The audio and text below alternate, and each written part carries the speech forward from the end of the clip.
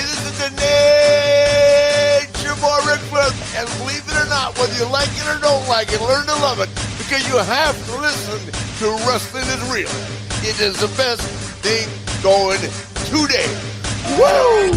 The worldwide leader of podcasting excellence, the king of podcasts radio network proudly presents The Wrestling is Real podcast, because wrestling needs us. Could I have brought up the swerve that everybody has been caught up on for the last week and a half? I could, right? Everybody's getting all up out of shape, been out of shape because of what happened with the change, right? Friday Night Smackdown, Cody Rhodes chooses not to go ahead and opt to take on Roman Reigns at WrestleMania, as some of you were thinking. And that The Rock, he's now part of the board of directors, and he steps right to the front of the line. The Rock has never even done anything like that. Has he ever stepped to the front of the line in that fashion? What is the Hollywood version of The Rock? What is it that is everybody so caught up, been out of shape for? That everyone has to think that Cody is not going to get his shot. Do you understand that sometimes WWE just can't give you the predictable? Because some of you fans, that's what you want. You want to be able to be the fans that say, I figured this out. I'm the one that said that this happened. Da-da-da-da-da. Right. But really, you care too much about this. The draw of WrestleMania, and I said this months ago, is The Rock versus Roman Reigns. In essence, look, Cody hasn't done, has only done the part where he's taken the Royal Rumble match and won it. So 2 weeks ago, we started getting the whole sprinkling around of, Cody's not going to go after Roman because Seth wants to go after Roman. Seth is inviting Cody to go after the World Heavyweight title. And then another roadblock, mental roadblock. Cody just got convinced by The Rock to go ahead and take on Roman. I listened to Wrestling Observer this week, yesterday, or today I think it was. And, Brian Alvarez and Mike Sempervizi, they're contemplating. And I'll tell you what, I could very well see Roman Reigns doing 2 nights in a row. And he's out, peace out after that for an extended period of time. The Rock against Roman Reigns on the first night, and then Cody versus Roman the second night. Or actually, no, the other way around. Cody versus Roman night 1. Rock versus Roman, night 2. And in one single weekend, Roman Reigns loses his treasured 1,250 some odd day reign at this point as the Undisputed Universal Champion. Cody takes over. And then The Rock puts Roman Reigns out, and the tribal chiefdom and the bloodline as it was is dissipated. And that all that is left in the remnants is Roman is out for an extended period of time for whatever he's got to do. If it's some, Hollywood scripts he's got going on right now and some shoots he has to go and he got casted for, we don't know about yet. In between, has some time to rest and relax after a long deserved vacation. And then Cody goes along. He carries the belt, carries the company. And then you have Solo accompanied by Paul. And Solo starts making a rampage across the board. And what you can do is, Solo and Cody to start off as a feud to continue the bloodline part as such. And Jimmy goes off and becomes a singles wrestler of his own. So the Usos are split up, as they are. And Solo is the only bloodline member left to defend the honor of the bloodline. And Paul will continue to consult. That works for me. And as for Seth, we still don't have an opponent. I mean, supposedly it's Drew. But we just have to set that up. We still got weeks before. they don't want to set this up right away. They don't want to get the full brunt of what's going to happen. But Perth is starting to go ahead and get built out. They're getting their ideas there. So now Rhea Ripley's opponent is going to be set up as whoever's going to win the Elimination Chamber match.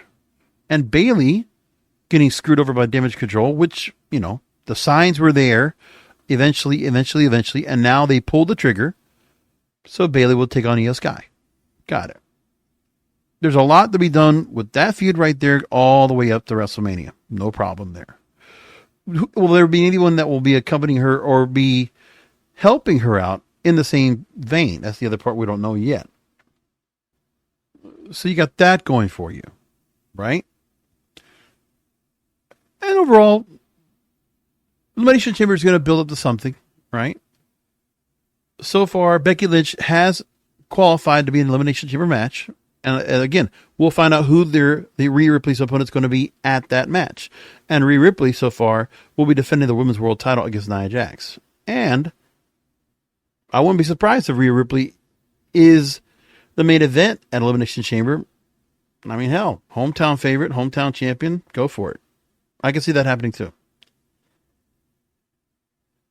Now, we get that match. We get those matches. All that WWE can do right now is just kind of just keep people at bay. But there was so much flack going on. I just had to just sit back. Because for me, you know, Vince could have just played predictable and set everything up. Now, I am recording this before the press event happens. The big press event that's going to be held at T-Mobile Arena in Las Vegas during Super Bowl weekend. So that's fine. We can go along with that. I just don't think the issues that everybody's trying to go and give together, right? Really, let's just go and just try to debunk some of the things that were brought up, right? So first of all, the whole thought that Rock and Roman against each other and everything being talked about that, well, ESPN decided to go and put a story about that and they make the point. My point. So let's see what they say. Mark Raimondi. Here's what he says again. Now, in the story from ESPN, WWE has the biggest WrestleMania event in over a decade on tap, one that can penetrate the mainstream more than any other matchup the pro wrestling promotion can do, and fans are furious about it. But these are fans that are just fickle and fanatic, and they want things their way. And I get that part, and everybody's going to be all up and at it about that. But that's just feign outrage. Okay, Triple H is pulling the wool over a lot of fans out there. So the ones that went on TikTok and got all up and at it, this tells your age. Because you haven't seen this kind of thing done before anyway, right? We've always seen things like this where we get the WrestleMania swerve. And the one that you might remember was Daniel Bryan getting into the WrestleMania main event, right? The Yes Movement. And that's one of those few times where the fans did get something that they wanted. But that's the part that they do want. They want to be able to control what the WrestleMania main event is and what they're going to do. That's fine. They can do that. If they want that, that's what they can have. But it still doesn't make much of a difference. We all know there are swerves that are done all the time in wrestling. We just haven't seen one in a long time. That's the part everybody's all upset about. And sometimes things are done because they need to go ahead and make changes, right? I mean, we get storylines that don't have to be WrestleMania related, but we get swerves all the time that will get people upset. Listen, was anybody happy that the Shield got broken up, 10 plus years ago? And Dean Ambrose is the one that turns on Seth Rollins and we get set that up, And there's a story from the Sportster that actually brings up some of these swerves that we've had that have made or broken storylines. So here's a WrestleMania 31 scenario. Okay. Brock Lesnar, Roman Reigns. They booked themselves into a corner. And at WrestleMania 31, there was a monster heel fans wanted to see versus a corporate chosen one that no one thought was going to be ready to win the big one. Seth Rollins had his Money in the Bank cash in and offered a way out. Then there were the next two iterations at WrestleMania 34 and the Greatest Royal Rumble that lived down to expectations as plotting matches with unfulfilling conclusion. There was a story that they had where at SummerSlam of 2018, Braun Strowman cashed in his Money in the Bank opportunity. And then we had a sprint between Reigns and Lesnar. Strowman offered a fun distraction and detour, and Reigns did get the win. How about Brock Lesnar beating the Undertaker streak? Another one that nobody expected at WrestleMania, but done. And it happened at WrestleMania. But no one ever even thought it was going to come into place at WrestleMania 30. But they did it. Because part of it is that this story that I'm taking from the Sportster is, this writer talks about the WWE books themselves into a corner. So Battleground 2015, Brock Lesnar challenged Seth Rollins for the WWE title at that event. And WWE went to run with Rollins as a champ for a while. Lesnar was the ultimate monster, but Rollins couldn't very well defeat cleanly. Undertaker came in to cost Lesnar his title opportunity and then launch a war of a feud that would reasonably keep the Beast Incarnate distracted from his title pursuits. And then a dead man coming in would avenge Lesnar, ending his WrestleMania undefeated streak and bragging about it. See, there was things that always had to go and figure that out. But this is the thing we have to think about as well. I will say this over and over, like a broken record. WWE booked themselves into a corner. See, no matter what you think or not, Triple H inherited the storyline that Roman Reigns is this long-term champion. Okay? And they've had no one ready to go ahead and take the belt off of him. Instead, they decided to go ahead and double them up. Right? Still goes back to if Roman Reigns did not get COVID in that match for day one. Right? And Brock Lesnar did not get inserted into the 5-way match, a fatal 5-way for the WWE Championship. Or the Universal Championship, whichever one it was. And then winner take all. If Roman doesn't get COVID, we might not even have gotten all the way here. We wouldn't have never had split belts. Seth Rollins would have never had the World Heavyweight title reinstituted, recreated in a tournament. All this would have changed. Now, Cody would have still come into the picture. But it would have been a much different story about Cody finishing history. Because it's one thing for Cody to be world champion in WWE, which he never got to do. The problem is that if it was anybody else, but you have this monstrosity, this behemoth of Roman Reigns holding on to his belt for as long as he has. Again, near 1,000 days when he held on to the belt and Cody took him on last year. You can't just have Cody come in after a 1-year run and take the belt off of Roman. No, you got making it a 2-year jaunt, and Cody missing the first time around works. But what works even better this time, which I believe will happen, is Cody's going to get a weakened. I think Cody's going to get Roman Reigns, but after Cody wins, the real story after that will be that The Rock will take Roman Reigns out. And that'll be it. I think that's what will happen. I don't know what else you want to go with it, but I just think that's where they go.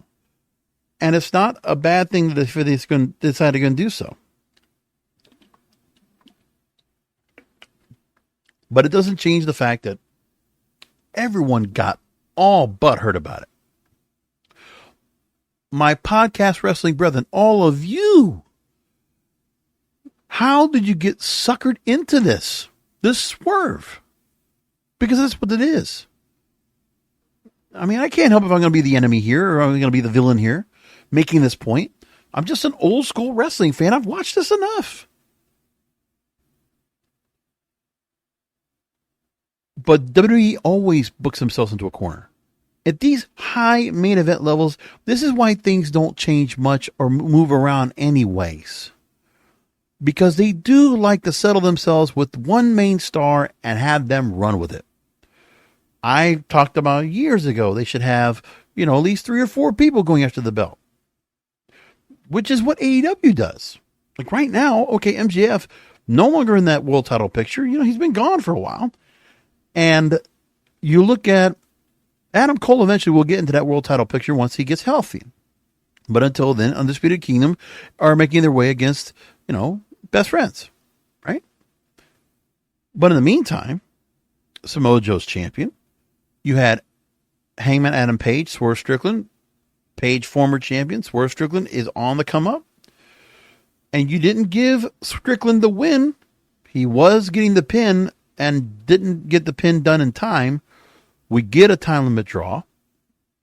And Tony Khan does not get 5 minutes. I love it. Like the way even set up. Swerve wanted 5 more minutes. Adam Page says, no, you didn't beat me. You couldn't beat me in time. And then Tony Khan says, well, we got 2 number 1 contenders. We're going to have a 3-way dance at Revolution. I love all that. Fantastic. So now here we are. We're at the point where they can go ahead and work around and have title matches of whatever they want. And they got 1 title to deal with, not 2. The other thing that's also into a corner with them is that they also have to go ahead and be the bidders of their broadcasting partners.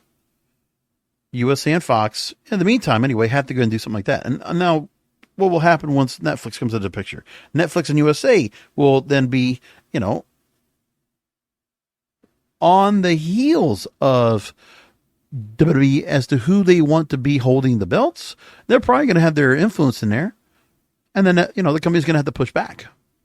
So they got no choice but to go ahead and work on that there.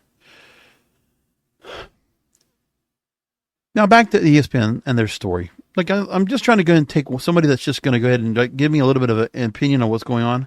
Now, Mark Raymond is going to go and give the stats.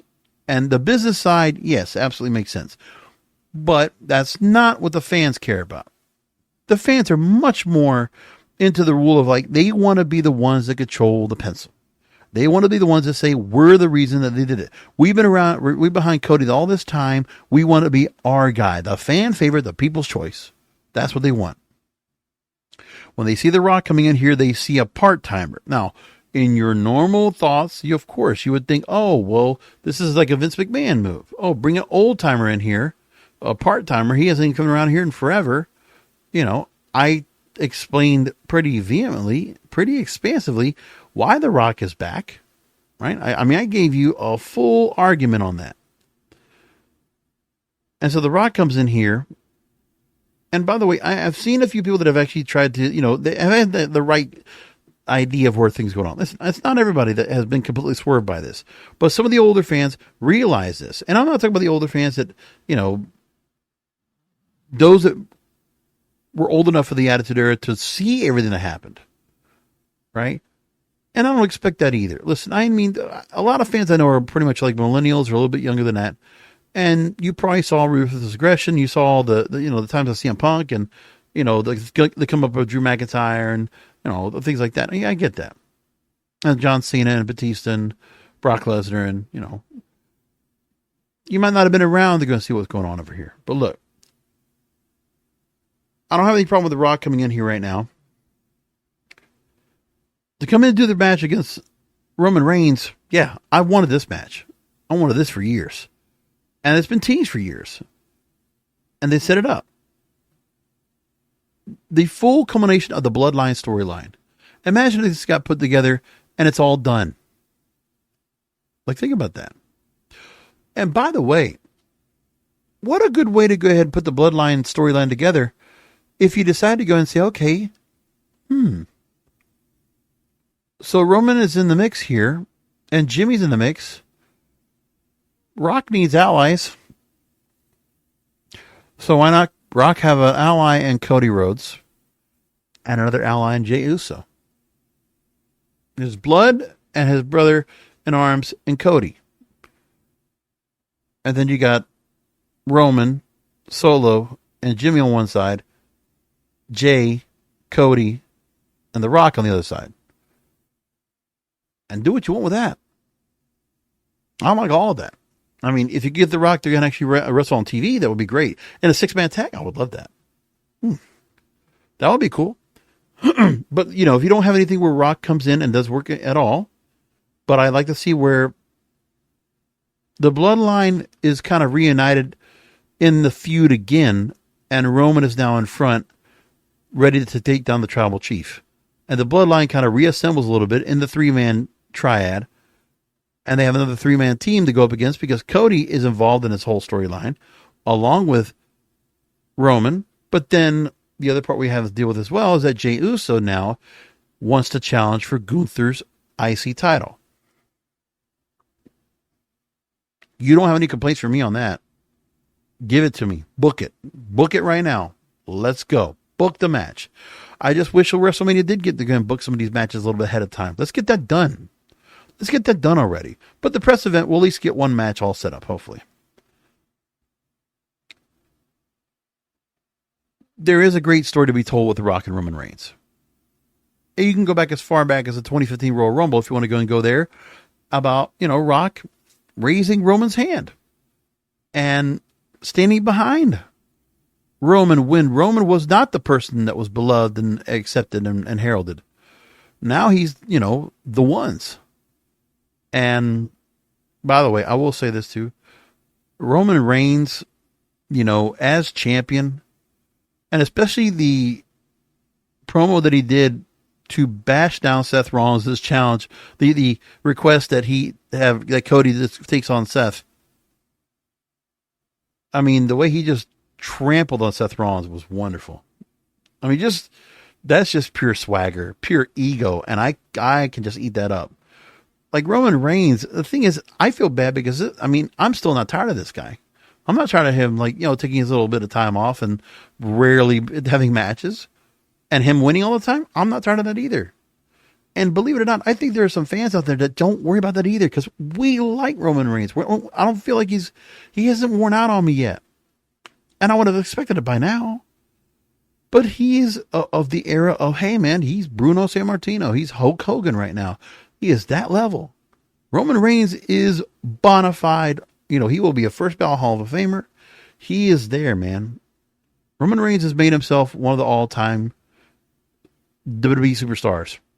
All time. He is there right now. Like he's at the level of Cena, the level of Taker, the level of Lesnar, the level of Hogan. Savage. Yeah, he is there. Andre, he is there. Backlund, right? San Martino, Billy Graham. Yeah, he is up there. He is right up there right now. At that echelon right now. He's at the level of The Rock, level of Stone Cold, all of it, man. He's right there. But we got to have somebody else go and take that spot. And Roman, he's gonna get requested, man. I'm telling you, Hollywood needs action stars badly right now. And so they need to go and look at someone like Roman Reigns, who I believe will fit right in to where The Rock might have missed. Because I think, Roman Reigns, in my opinion, I think he will see what The Rock has done in his career, kind of follow that route, but not do like some of those children Disney movies. But I think Reigns will follow the Rock's route and be that action star, and then just, he'll be it, man. Hollywood, I'm surprised they haven't booked him into something yet already, but they should. It's eventually just a matter of time. Okay, so back to ESPN and this story. The full Smackdown segment as of Sunday night on the YouTube channel got more than 500,000 downvotes compared to 100,000 upvotes. Right. That segment, people just poo-pooed on it. The ire might be misguided and misplaced, but it's a phenomenon that the company has to keep a close tab on. It would be foolish to miss out on what would be likely a small window of time for this match to happen due to Johnson's age. He's 51 years old now, has a busy schedule. And see, right now, Rock has the best time right now possible for him to do this match. You just can't go back and have another. He's not going to have another run. He just has another WrestleMania main event. Let it be the last one. But right now, Rock, he's had a couple of bad bad runs right now when it comes to movies. He does have the UFL right now. He's got that right now with a momentum swing right now and owning that sports league. Okay. And The Rock being out there to represent that in some way, shape, or form would be good for him. He needs some help to make sure that he has another movie coming up that he hopes that will pan out into be a new, franchise that he is banking on to go ahead and be that next franchise for him, because he's had a couple of duds. All right. I mean, he's going to be a part of Fast 6 or he's going to be Fast 10 Part 2, whatever it is. And then Black Adam has left a bad mark on him. It did not break even though he said it did. Jungle Cruise did not do well. I mean, he's had a couple of movies that has not panned out for him. He's got movies coming up. He's got projects coming up, but also he's an aging action star. And what does he do in his direction now? And one of the things that I saw was he wants to be part of getting him more dramatic. And one of the things he even talked about was like he'd love to win an Oscar. Okay, well then he has to start going into some other directions in acting, much more dramatic and much more like involved. Like he's going to try to find his way to, get his star power back up to a certain level in Hollywood. And by doing the match here for wrestling fans, for sports fans in general, the mainstream is going to follow all this up. They're going to eat it all up. After Super Bowl, people are going to be paying attention to Rock and Roman Reigns. Once they set that match up, if they decide they're going to set that match up at the press event Thursday, people are going to be talking about it. People will care. And the story they will be able to tell about it, let me tell you, another Bloodline storyline right here, because Rock and Roman, like the story that can be told about the whole Samoan family, oh my goodness, you got loads of material, plenty of it. With Cody and Roman, you just need the match. We've already gone through the part. I mean, Cody already has the issue where it's like, okay, finish the story. And I already said that. I don't care how he gets to finish the story. But if it's the way here where, this scenario I'm trying to pitch out right here, I think that's where we go. I really believe that. Roman gets to have to go and we'll have to wrestle 2 nights in a row. And there we go. We're into it. And it's something he can get out of. And then, I think it makes sense to see like a Roman Reigns after all those times winning. He takes 2 back-to-back losses, big major losses, loses his belt, loses his tribal chiefdom, out. I mean, you want to talk about like, being on top and then just kind of hitting a crash and burn on the way out? That story sounds good to me. It works. And then gives him time to come all the way back. You could do that right now. All right. The mainstream attention gained by Reigns versus Rock outweighs any current storyline direction as good as those have been. Per WWE, there have been more than 79 million social media views for the Johnson segment Friday as of Sunday night. Who else can put those kind of numbers? So yeah, social media, everybody's going to talk about this. Yeah, the stare down works. If Rock were not around, Reigns will most certainly face Cody Rhodes in the main event. And according to reports, Reigns versus Rhodes 2 was reportedly the plan until very recently. And by the way, they haven't even done enough with Cody to really tell the story of him. They have done somewhat, but they could always have done more. They really could. But now that we know that Cody won the Royal Rumble, right? That's when everybody got all upset because that was the one thing that Cody Rhodes needed to go ahead and get another shot at Roman Reigns. How else was he going to get a chance to go after him? I mean, the timing was a bit different. I mean, sure. Do you want to have Rock and Reigns, confront each other before the Rumble? I mean, you could have done that, but they didn't. Now, Mark Raimondi makes the point here is that the whole thing was odd because the reaction to Reigns versus Rock, would have been an overwhelming excitement. The negative reaction could be very much coming from a very vocal minority because there's still plenty of buzz around the match, especially among lapsed fans and mainstream outlets. Right. Yeah. I mean, if you're going to talk about the normal setup of like the diehard in the bubble WWE fans, like that they're just so caught up on this and they want things to be going their way, okay, I get that part. But let's just make it clear, no matter what, I mean, for Cody to go and take over right now would not be a bad place to go. Not a bad place to go for them right now if they decide to go that route. So they talk about Friday, how Rhodes came to the ring to face off with Reigns. Still coming for Reigns in the Undisputed Universal title. But he wanted to take everything from Reigns and would not be challenging him at WrestleMania. And then Rocky comes out. And Rhodes called his counsel. Yeah, I know. People didn't like the way that looked. The perception, I get that part. I didn't expect the company to really do a great job to get us to The Rock and Roman Reigns and how they did it. But they need to have, if that match is available, they need to take that match. They got to have it. If they could put that in WrestleMania, they need to do it. I'm sorry. It's not, there's beggars can't be choosers right now. If The Rock is available, you just can't time out with The Rock right now when he can have another chance to do another match like this. You're just going to have to take it. Oh, I'm sorry. Yeah, it messes with Cody's chance. I get it. But it doesn't matter. If Roman can do it now, which he can, everything right now, all signs point to the fact that he has time to do it.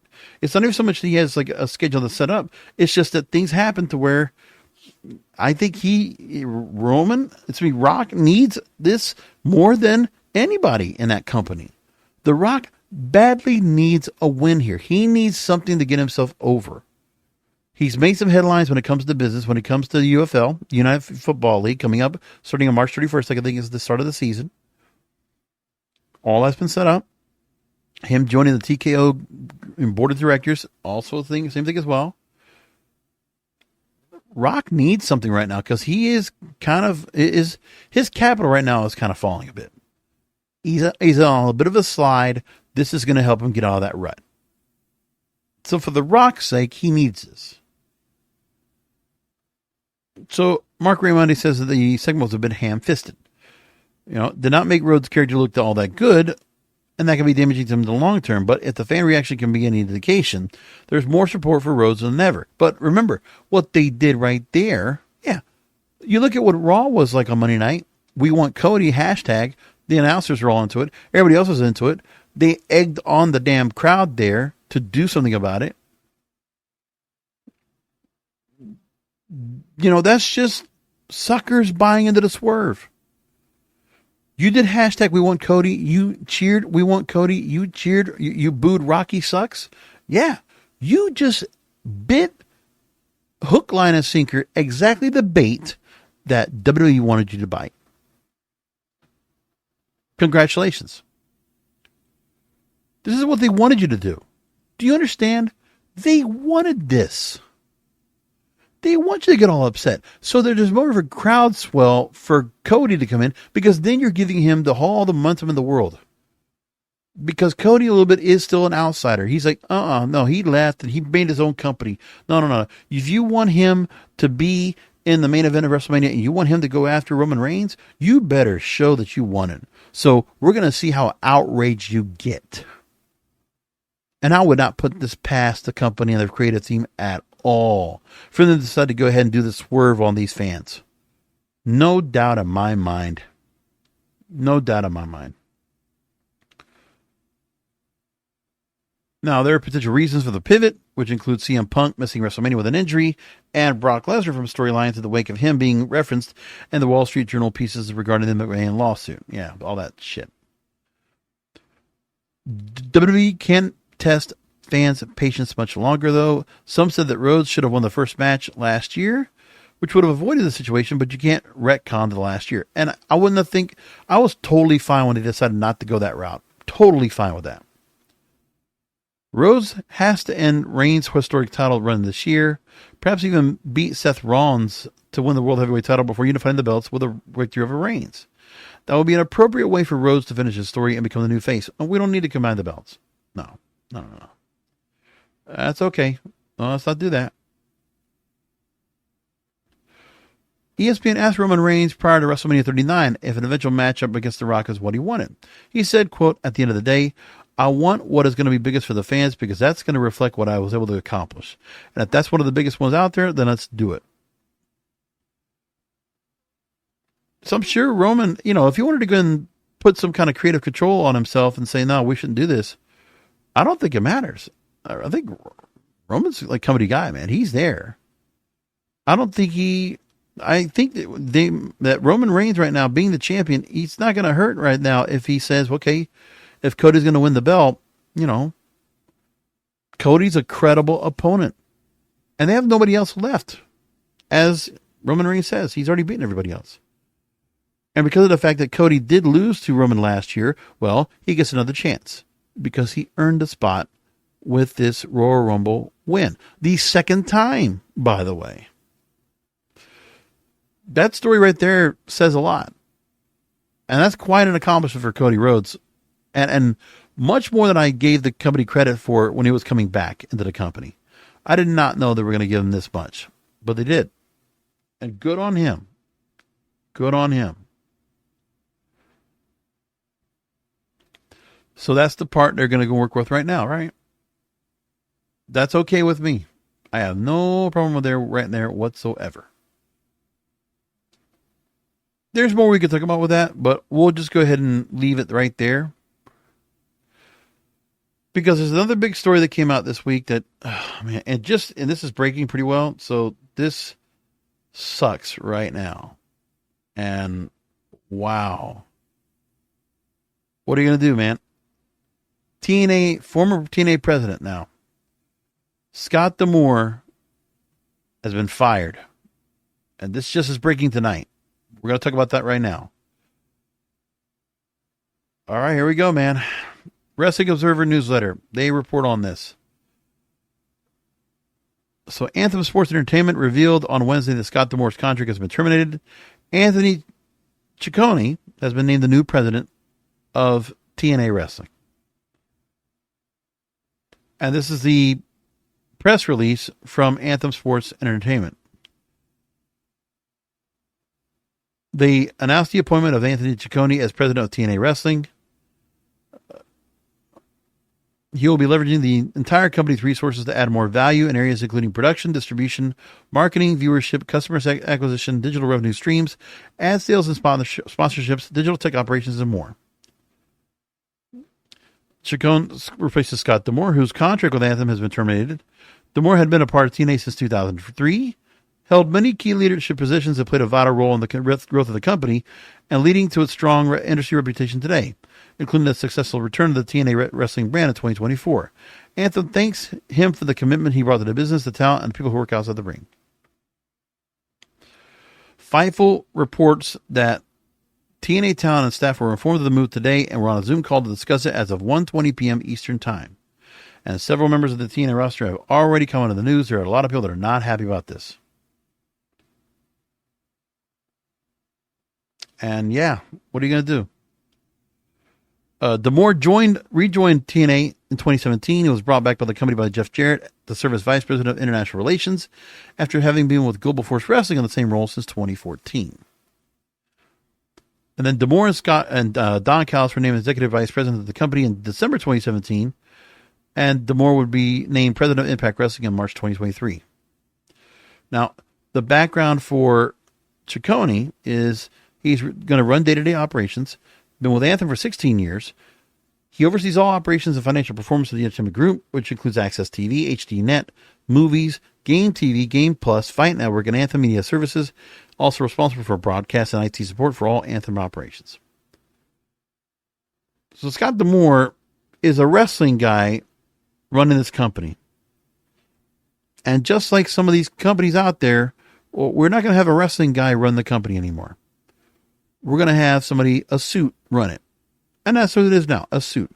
But the guy has good credentials. Listen, there's a lot about Anthony Ciccone we can talk about here that might work out for what they're going to have to do with the company. But the company wants to do a major growth.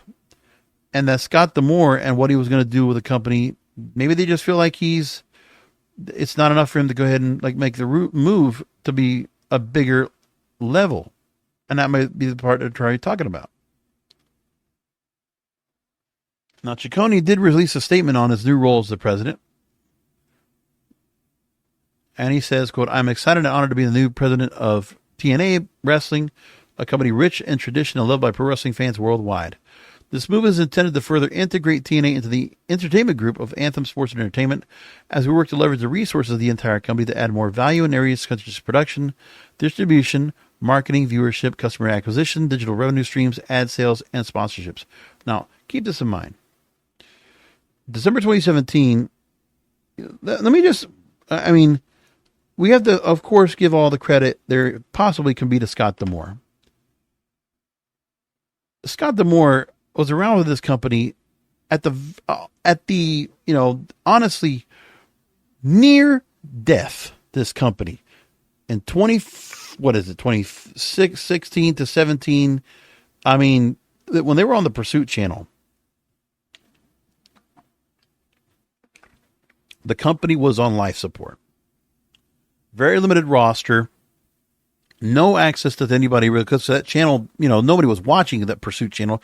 It was a hunting channel, and nobody's looking for that show on Friday nights. Once they lost their Pop TV deal, Impact Wrestling was struggling. And it was tough to go and try to find that show and watch it. And honestly, it took a long time for Impact to go and rebuild because that's what Scott D'Amore did. Going on into 2017 all the way to now. He's rebuilt the company. 6 years. Hey, and rebuilt a brand to where they were able to bring it back as TNA with respect, with a big capital R. And he did it. But Scott D'Amore, according to Anthem Sports and Entertainment, he is not the guy to lead this team into the next phase. Because the next phase, most likely for Scott D'Amore, was going to probably come with some friction. Because I would imagine Scott D'Amore, he's like a player's coach. He really cares a lot about the talent he brought on board. I don't blame him. And people loved him. Obviously, he was doing really well over there, and he's always been good for the company. Now, Scott D'Amore will absolutely find himself somewhere else, wherever he wants to go. I don't think there's going to be an issue for him. I mean, Scott D'Amore, he can work with another company wherever he wants to go.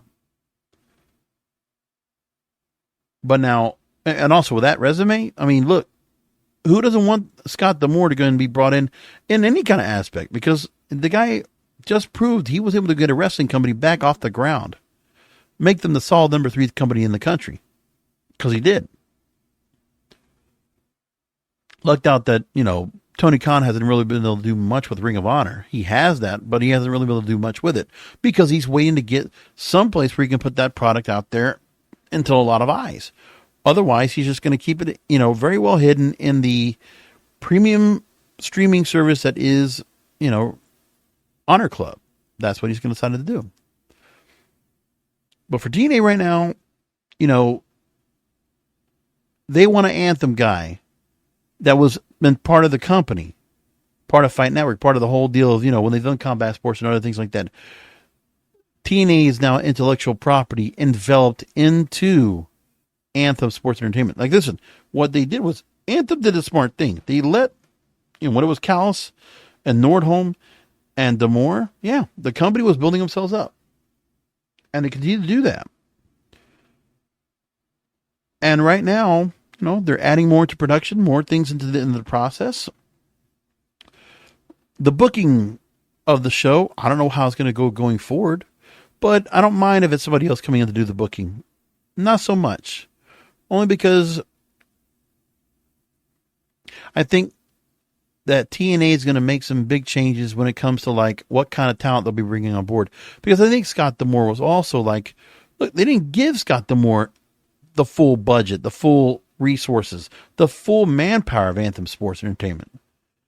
I mean, they've given him Access TV. They gave him quite a bit. Like, it was just enough to really kind of, make TNA a lean, mean machine. Kind of like how Jeff Jarrett had it before Dixie Carter really put her claws into it. Like, think about it like that. That you have people that have certain roles that are able to go ahead and get a company back up and kind of just resurrect it. Resuscitate it. And Scott D'Amore absolutely do that. But now the company sees this process. They've been under this for 6 years. They see the whole system in play. They see what they need to go and do here. I mean, if a company decides, well, we're going to go ahead and do the same plan that TKO Group Holdings is doing, because Anthem is a smaller version of it. They have a lot of entertainment divisions. They've got their combat sports. They're just doing something where the TNA now is a property. And, you know, they don't want to go ahead and move forward with the wrestling company unless they moved it and made the TNA brand. They revitalized it. They did that, and that's where Scott D'Amore was responsible. He was able to go and allow the TNA brand to go and come back into play. And Anthem Sports had to go and allow that. They had to go and sign off. So they did. And Scott D'Amore now, you know, gave us so much here. A lot of great wrestlers we have on that roster. Funny, Moose actually, you know, rejoined, and really Scott D'Amore was the reason they were going to bring him back. Because, yeah, Scott, you know, Moose going to go on to another company. And I don't know if that's going to really, we'll see if there's going to be any real changes to how the company is going to handle the talent going forward. That's what I don't know. But it's an interesting play now. We don't know what they're going to do in terms of where the company goes from here. And I don't know how much of a difference that, you know, Anthony Ciccone actually has when it comes to running TNA Wrestling. I think he's going to have somebody that comes in that will be able to handle the on-air product. I don't know if it'll be him. Now, here's what he says that was also very interesting. TNA is in a position to take a big leap towards this next stage of growth and expansion. And that's the part you need to go ahead and point out. Because the growth and expansion, this is going to be a bigger company, apparently, than what Scott D'Amore ever experienced. Because right now, TNA is closing in on getting back to being at the level they were back in 2013, 2014? Except they don't have the bloated budget and roster, you know, and they don't have the big successful, they don't even yet have the real clearance right now for the programming as of yet, which I think that's the next thing that TNA is going to have to do now. I mean, could Anthem decide to go ahead and say, well, we're going to move the show to another place, another channel? I mean, they could try to do that now. Because Access TV has a plateau. I mean, right now, to be able to go and pull 120,000 viewers on that channel, and there's nothing else that goes up against, yeah, it's a bigger story. But I think something could come more if there's a chance that Anthem's able to go and do something, maybe if the Fight Network gets to be like much more prominent in the U.S., or another U.S. version of the Fight Channel. I don't know. Something would happen, would be changing up. But the next stage of growth and expansion. So TNA is going to grow. They're going to, now Anthem, with somebody as a company suit on board, the company's going to have more money to work with. That doesn't mean necessarily that the talent's going to probably get paid more, anything like that. Everybody's going to have their contracts as they are. But I think they're going to have more room to bring in more talent. And they're going to probably try to go and acquire some other names, and they'll be in the running when free agents are out there that people can go and go after. So that could be the other information. Let me tell you, one of the stars I saw that they talked about right now. So we know we've heard a talk about Mercedes Moné, that apparently she will be eventually signing with AEW. That talks with WWE fell apart. And apparently Camille was talking with WWE, and those talks fell apart. So Camille is still a free agent. She has not got anywhere. And she does have a deal right now where she's going to be playing in a movie role about Mildred Burke, I think it is, right? The story of her, the first women's wrestler that was a prominent one that was a world champion. So Camille right now could go to AEW, and let me tell you, you could definitely see her in TNA. I mean, for anyone right now, all these other organizations, GCW, MLW, you know, and all the other indies out there, TNA is a step up. It's not as much of a step up, or I mean, and that even for NWA, you know, TNA is a step up right now. So what could they do next? It's interesting to go and find out what they're going to do going forward. Like, I'm looking at that. Okay, so more for Anthony Ciccone. While we can create more operational efficiency, the most exciting part is expanding existing revenue streams and developing new ones. Wrestling promotions have evolved from event-driven businesses to global media enterprises. And that's the part he's talking about right now. Is that TNA is an event-driven business as we speak. Now he wants to make this a global media enterprise. So the company wants that. He sees a way to create more operational efficiency, which, by the way, Scott D'Amore's had to go and work on operational efficiency. Doing 4 tapings, once a month, and doing shows out there and, working with what they have, the same crew, the production, what they did. And I remember going to those shows. I did go to those shows where, the Impact Wrestling, Impact Zone deal that they had with maybe about 800 to 1,000 people in a studio. Instead of going to an arena, they were doing a lot of broadcast studios or just like a, ballroom or facility just to kind of work off of. And it works. But now I see where TNA Wrestling looks like they're going to start taking more sports-looking venues. And they're going to change up the look of the show. Obviously, you see the look of the ring and the ramp and what they're doing right now. It's definitely a change. Now, he says also, I was in Las Vegas last month for the Hard to Kill pay-per-view and the Snake Eyes show the next night. Those were not just the 2 best pro wrestling shows I've attended. They were record-setting for TNA Wrestling on multiple fronts. That growth, expansion, and popularity that thousands witnessed live and in person in Las Vegas and live on pay-per-view around the world will continue in 2024. So yeah, the plan is that more shows like that Vegas show is planning. And they're not going to be running probably any more like smaller venues that are not going to look good on camera. They're going to optimize where they're going to go ahead and do their shows from and see what they can make. Now, besides the talent that they praised in here, the behind-the-scenes crew and staff are incredible at their jobs. Our business is being run by experienced professionals that fans will notice many improvements in the coming months. The success for TNA is attributable to its teamwork, and that team will continue to grow with more input from Anthem's top executives, partners, and others. See, and I think that right now, with what they're going to set up, they want to go ahead and set things up where TNA is an intellectual property. That's what they want. And I don't deny the fact they want to go that route and try to make that happen. And that's okay if they do that route. If they decide to go that route and try to make something happen, I get it. Why not?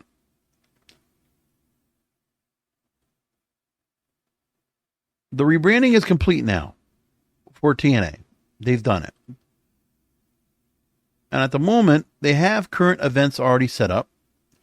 No Surrender is coming up February 23rd. New Orleans, they're going to be at the Alario Center. I don't know how big of an arena that is. It's not the Lakefront Arena, which a lot of wrestling shows have actually run from previously. But the Alario Center is going to be multi-purpose place, so like another like ballroom type place.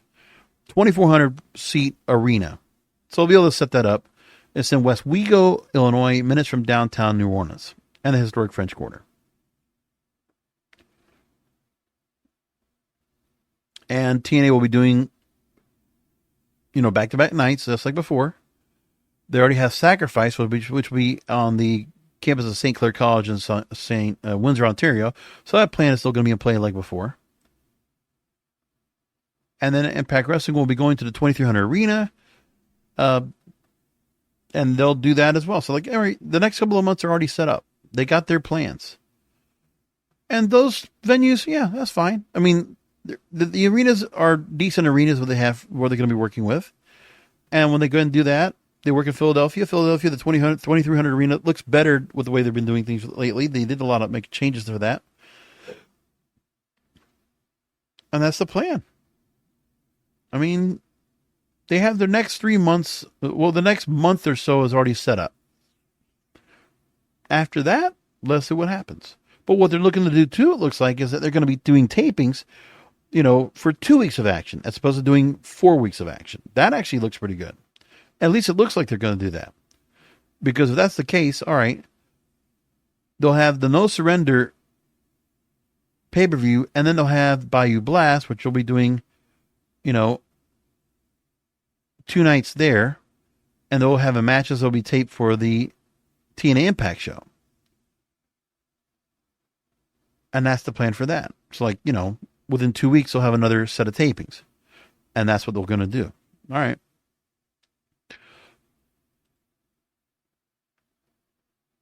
I'm wondering what it's going to look like, how it's going to all turn out when it's all done at the end of the day. I mean, yeah, it's a big change for them, but, you know, it's not nice to see Scott D'Amore go out like he did like this. That is disappointing. Very much disappointing for him. It's too bad. Sting and Darby Allin are now the World Tag Team Champions. That is already set in place. That's great. And the Young Bucks went up and beat down Sting and Darby Allin at the end of the match. So that's all set up. So I guess those tag team titles are going to be on the line, and Sting and Darby Allin will be there, set in place. They already also set up that there's going to be big business going on, another major event going on for AEW at TD Garden in Boston, the Celtics home, and most likely Mercedes Moné will be debuting at that event. And it is a Dynamite episode, Wednesday, March 13th. So we got that going on as well. That's going to be cool. Another big event. And then other than that, you know, we're waiting. Now coming up next, Revolution already has a couple of matches already set up, it looks like. We know now that Orange Cassidy will take on Roderick Strong for the international title. And Samoa Joe will now begin a triple threat against Hangman Page and Swerve Strickland. I love that move right there very much. And that's coming up March 3rd. So we have that they're looking forward to. And then No Surrender in a couple weeks. And then everything else that came up with wrestling this week, you know, I think I carried it all. There we go. KingofPodcasts.com. By the way, I'm redesigning the website with some new graphics. So like the logo for KingofPodcasts.com, you know, the logo for yours truly, changing it up, a little more change to it, going back to a red and black look like I've had before. What can I do? I always like to change it around a little bit. So I decided to go and do that. Many of the changes are going to do that to the website. You'll see that if you haven't seen it already. And, you know, if I don't ever talk about it, listen, the King of Podcasts radio network is pretty rampant, okay? I have 3 other shows I do pretty regularly. Right now, not so much Podcasters Row. So it's talking to other podcasters. But I'm going to get some more interviews set up for that. And we'll do some more batches of episodes there. I have my Broadcasters podcast, which I record on Thursday nights. So it's available Friday mornings. And don't know what I have set up they're going to talk about yet. But, you know, looking on plans on that. But you can catch that also at KingofPodcasts.com. And also, Depraved and Debaucherous shows about society, dating, culture, all those wonderful things. You know, everything from sex workers to sugar daddies to, you know, a lot of stuff like that. A lot of just Depraved and Debaucherous stuff. So all that, KingofPodcasts.com, all in one place. I hope you'll go and check it out for yourselves. And websites out there. You know, you got my social media out there as well. Find the YouTube channel at King of Podcasts. Please subscribe, follow, like, share all the videos. I'm on X, Facebook, Instagram, Threads, LinkedIn at King of Podcasts. So come back next week for another Wrestling Goes Real podcast because wrestling needs us.